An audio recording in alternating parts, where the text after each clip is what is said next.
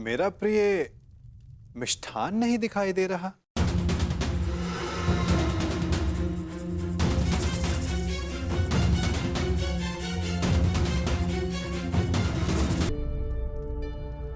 जानती हूँ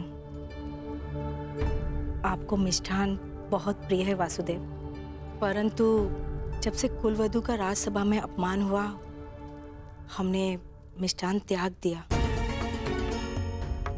हाँ वासुदेव, उसी दिन कुरुकुल के पतन का प्रारब्ध लिखा जा चुका था। जिसके कुल का नाश हो रहा हो वो विलाप करता, मिष्ठान कैसे खा सकता है। उसी दिन से हम ये साधारण भोजन ग्रहण करते हैं। ये विनाश एक नए आर्यव्रत को जन्म देगा महात्मा। जब अन्याय से न्याय के त्राण के लिए रणभेरी बजे तो वो अवसर शुभ ही होता है, और शुभ अवसर पर मिष्ठान आवश्यक है। और मैं यहां भोजन पर निमंत्रित हूं। अपना प्रिय मिष्ठान खाए बिना यहां से जाने वाला नहीं मैं।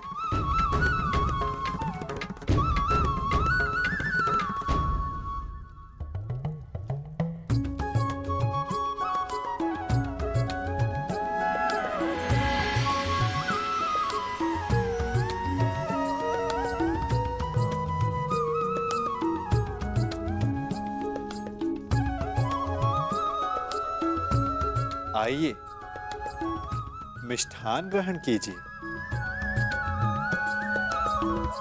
वाह काका श्री वाह।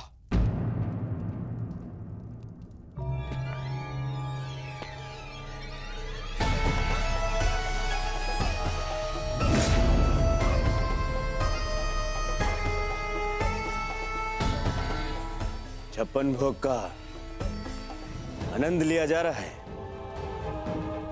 आओ पुत्र दुर्योधन, तुम भी मिष्ठान ग्रहण करो।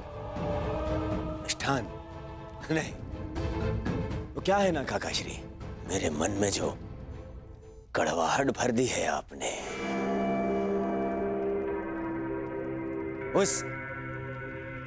इस मिष्ठान की मिठास से मिट नहीं सकती है।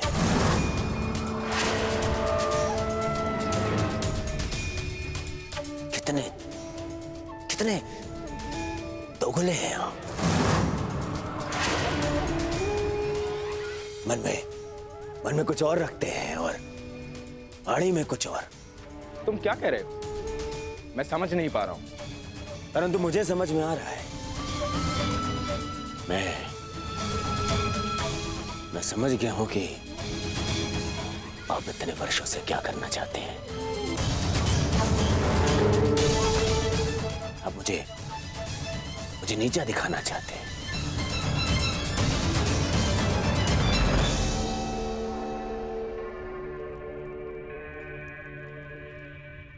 वासुदेव हस्तिनापुर आए।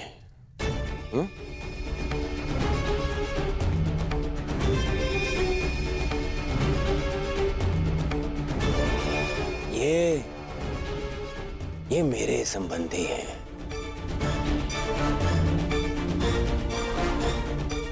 और इन्होंने अपनी सेना की शक्ति भी मुझे दी है, तो दोनों ही नाते से इनका सम्मान सत्कार करने का अधिकार पहले मेरा है। परंतु आपने क्या किया? आप उन्हें यहां ले आए ताकि आप अपने स्वार्थ और षड्यंत्र को पूर्ण कर सके। परंतु वासुदेव को निमंत्रित करने में मेरा क्या स्वार्थ है दुर्योधन? अरे स्वार्थ है काकाश्री।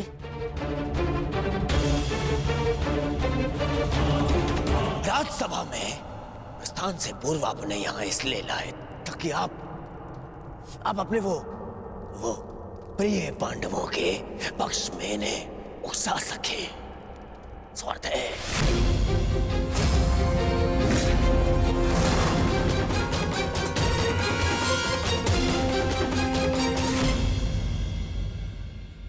प्रस्थान से पूर्व आपने यहां इसलिए लाए ताकि आप अपने वो वो प्रिय पांडवों के पक्ष में इन्हें उकसा सके। शांत रहो दुर्योधन। हस्तिनापुर के महामंत्री है ये, और एक महामंत्री के समक्ष तुम इस भांति बात नहीं कर सकते। मूर्खता मत करो। नहीं मामाश्री, नहीं, आज मुझे बोलने दीजिए। इन्होंने आज तक केवल पांडवों का साथ दिया और मेरा विरोध किया। दुर्योधन, अपनी वाणी पर संयम रखो। ये मत भूलो कि महात्मा विदुर न केवल तुम्हारे महामंत्री हैं, परंतु तुम्हारे काकाश्री भी हैं। काकाश्री होते तो मेरा समर्थन करते, उन पांडवों का नहीं।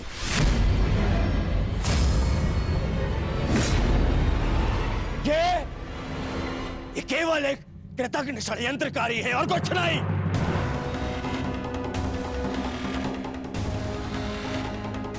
इन्होंने कभी हमारे हित की बात नहीं करी। ना ये तब चाहते थे कि मेरे पिता राजा बने, और ना ये आप चाहते हैं कि मैं सिंहासन पर बैठूं। बहुत बुरी बात है काकाश्री, हमारा अन्न खाके उन पांडवों का पक्ष लेते हैं आप। भाग्य है कि ये मेरे पिता के आधे भाई हैं, अन्यथा राजद्रोही घोषित करके इस दासी पुत्र को दंड देता मैं। दुर्योधन!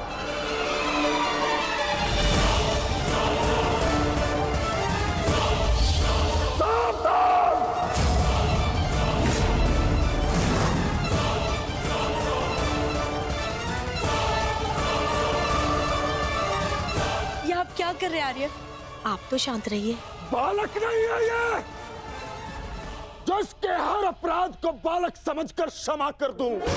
इसे स्मरण होना चाहिए कि मैंने शस्त्र शिक्षा तात श्री भीष्म से ली है।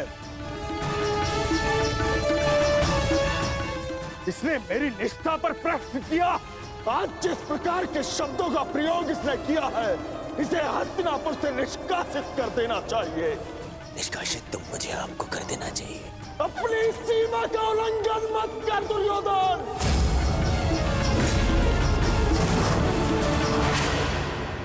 अपने शब्दों की रास को थाम कर रखो दुर्योधन।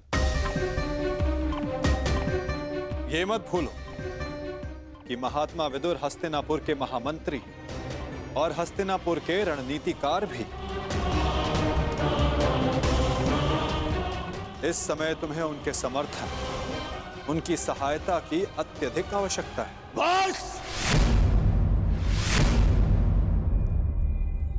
ऐसे सैकड़ों महामंत्री मेरे चरण धोते हैं। मुझे इस युद्ध को जीतने के लिए एक दासी पुत्र के समर्थन की आवश्यकता नहीं है। दुर्योधन!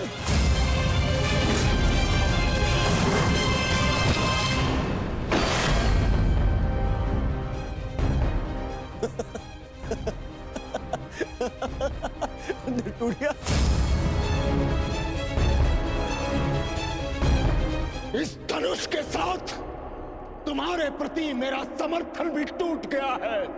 अब ना तो तुम मेरे शस्त्र उपयोग कर पाओगे और ना ही मेरी नीति। मैं स्वयं अपनी बुद्धि और शक्ति को इस युद्ध से अलग करता हूं।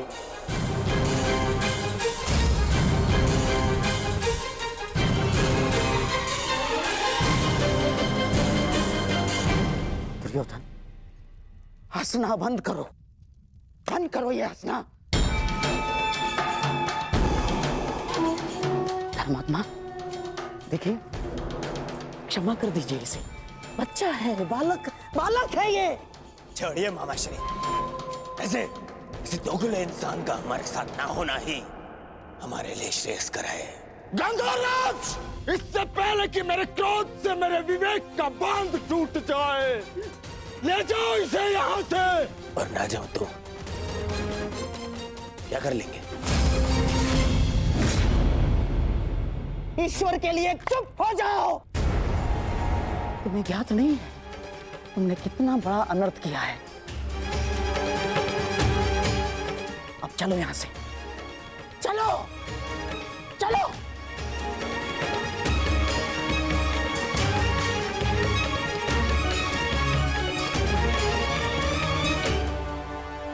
धनुष ना टूटता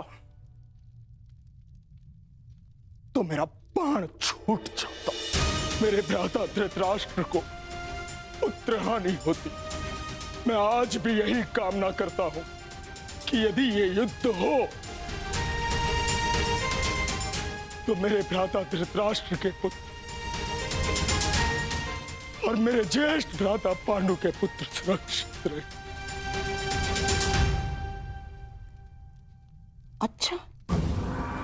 अच्छा खेल खेला आपने वासुदेव। मेरी बुद्धि तो ये सोच सोच कर कुंड हो रही थी कि आपने दुर्योधन का आतिथ्य ठुकरा कर यहां भोजन करना क्यों स्वीकार किया। क्या योजना थी आपकी इसके पीछे? मिल गया मुझे उसका उत्तर। गांधार राज, मैं यहां आया ये मेरा चुनाव था। दुर्योधन ने जो व्यवहार यहां किया वो उसका चुनाव था। और अब महात्मा विदुर इस युद्ध से अलग हुए हैं तो ये इनका चुनाव है। अपना चुनाव करने का अधिकार हर मनुष्य को है गांधार राज, और उस चयन का प्रतिफल चुका उसकी विवशता।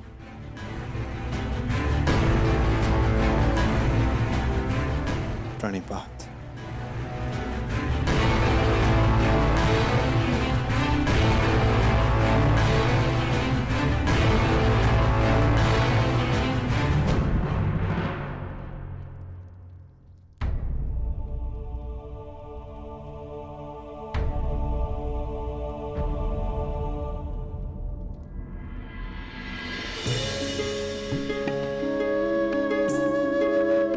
कान्हा, तुम यहाँ?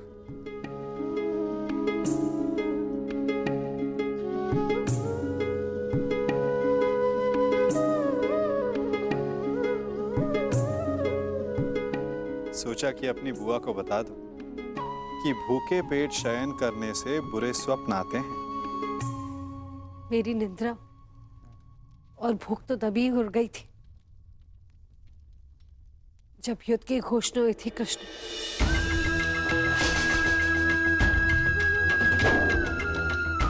जिस माता के पुत्रों का जीवन दांव पे लगा हो उसकी आंखों में नींद कैसे आएगी? उसके गले के नीचे से निर्मला कैसे उतरेगा?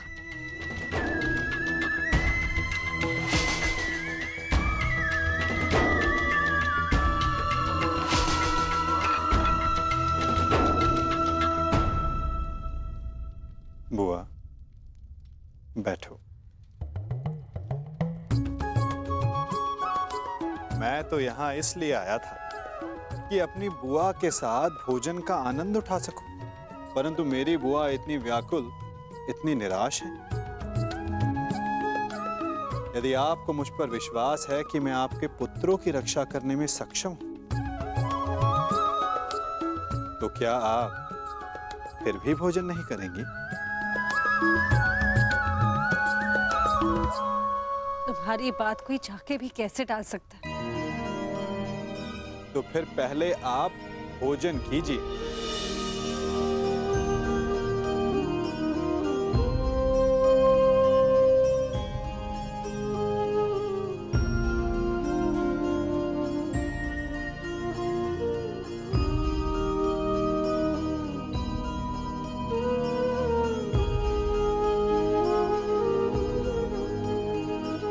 यदि मेरे पुत्र यहाँ थे तो वो भी मुझे ऐसे ही भोजन करवाते।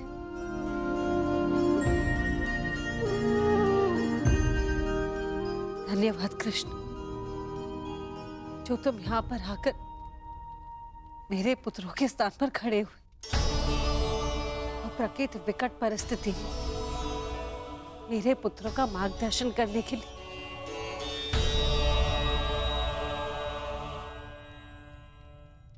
इसमें कोई संदेह नहीं बुआ कि परिस्थिति बहुत विकट है,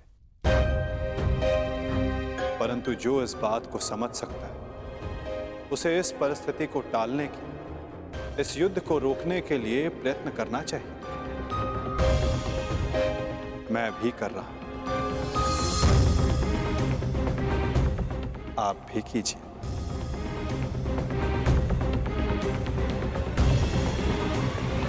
मैं समझी नहीं, मैं क्या कर सकती हूँ?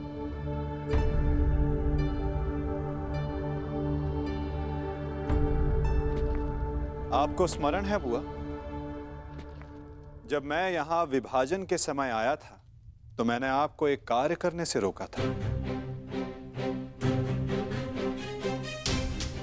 अभी उचित समय नहीं है बुआ, सत्य सम्मुख आएगा बुआ, परंतु उचित समय उचित स्थान पर।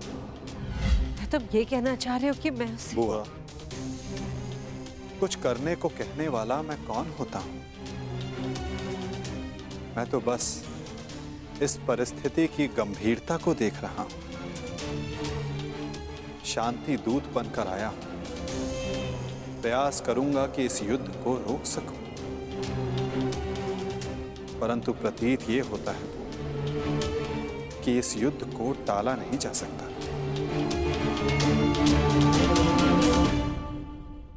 मुझे भी उसी दिन का भय है कृष्ण,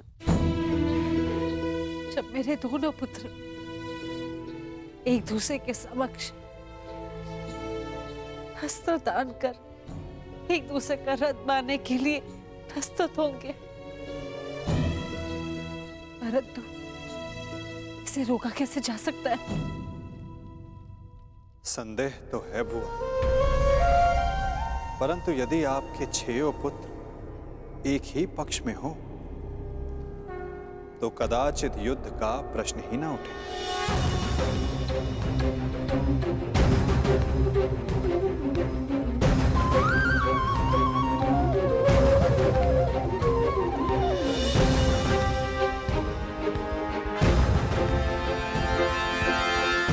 मैं वो करने जा रहा हूं जो मेरा कर्तव्य है। आप वो करें जो आपको उचित लगता है।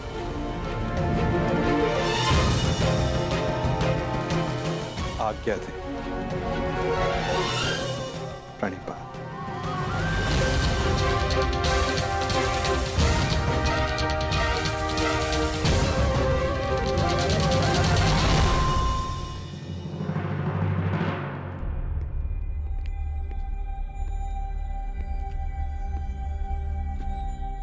माधव,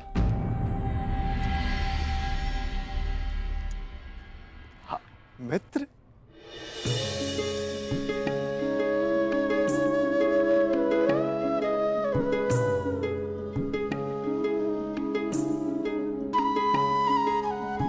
मुझे बहुत प्रसन्नता हुई तुम्हें फिर से देखकर। कहाँ थे तुम? मेरे स्वागत के लिए नहीं आए? क्योंकि मुझे नहीं लगता कि यहाँ आपको स्वागत देने के लिए बुलाया गया है। मैं तुम्हारा तात्पर्य समझा नहीं मित्र।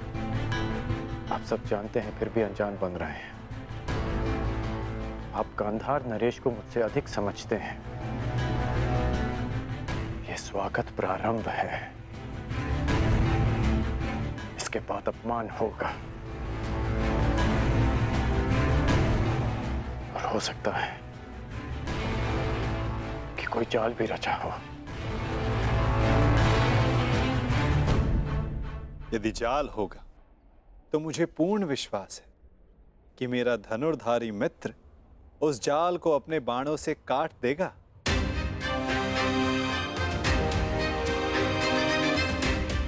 यदि मैं ऐसा नहीं कर पाया